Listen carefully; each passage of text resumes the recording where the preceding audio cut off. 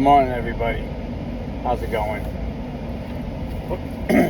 I'm gonna be doing this like 3 or 4 part video on the number 13 and the relevance of it throughout our lives and our history and what it really stands for. A lot of people don't understand this, but I'm gonna explain it to you. There's several different things. We'll start with the American flag, okay? You know the American flag has 7 red stripes, 6 white stripes, which means 13 stripes. Each stripe stands for the one colony, which is the original 13 colonies of the United States. It also stands for red is blood, white is bandages. But the most important significance is the colonies. All right. If you look at the number 13, you'll find it throughout the Bible. It's mentioned somewhere between 15 times or so in the King James Version. There's a big meaning to it. We're going to get into that because there's all kinds of different things.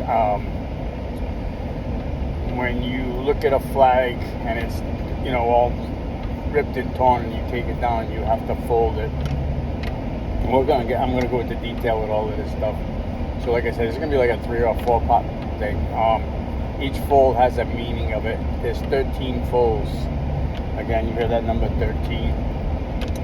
So it's not going to be the only time you hear the number 13. We're going to get into some really deep stuff today.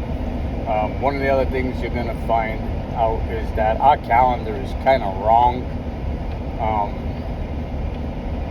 It's the original calendar had 13 months. You got to go back and you got to read, because this is where it gets tricky. You got to look at stuff like Deca, Nova, Ak, right? Those are, numbers, okay? And if you look at the numbers and where they're placed on the calendar, they're off by 1.